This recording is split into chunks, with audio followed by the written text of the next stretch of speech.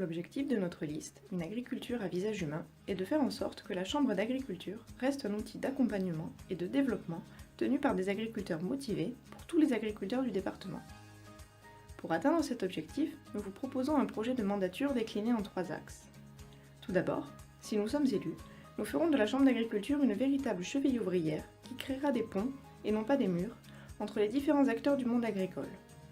Que ce soit entre agriculteurs ou avec les organismes professionnels, mais aussi avec le grand public, nous pensons qu'il est primordial d'arriver à communiquer et à s'informer correctement. Pour cela, nous mènerons un travail de fond avec les institutions agricoles, nous communiquerons plus et mieux avec le grand public, et nous aiderons à favoriser les échanges entre agriculteurs.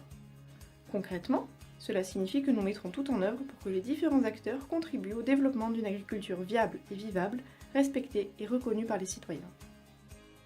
Le deuxième axe de notre projet porte sur l'accompagnement et le soutien que nous souhaitons apporter à tous les agriculteurs. Aujourd'hui, la crise économique et sociétale que nous traversons fait que nous nous remettons tous en question sur nos exploitations. Devons-nous changer de pratique, de type de production ? La réponse n'est pas simple et c'est la raison pour laquelle nous pensons que la Chambre d'agriculture doit être au cœur de ces interrogations.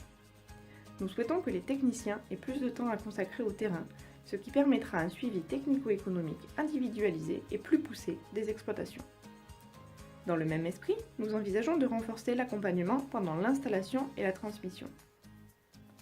Un autre point essentiel concerne l'accompagnement administratif. Les contraintes administratives sont de plus en plus lourdes et nous prennent de plus en plus de temps. Pour cette raison, nous envisageons de créer un point accueil pour vous aider et ou vous mettre en relation avec les bons interlocuteurs de façon à faciliter les montages de dossiers. Enfin, nous souhaitons développer un soutien moral pour les personnes en difficulté.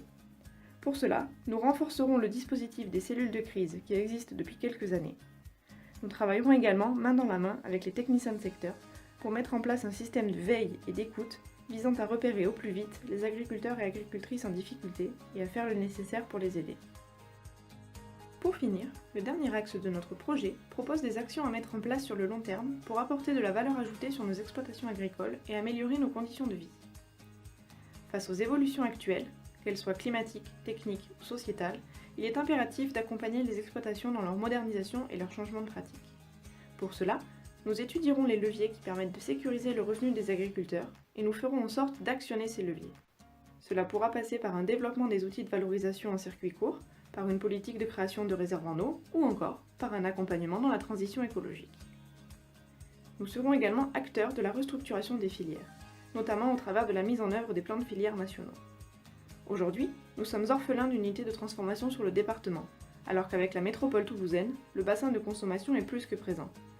Un gros travail est à mener pour développer l'industrialisation agroalimentaire de la Haute-Garonne et nous comptons bien nous y atteler.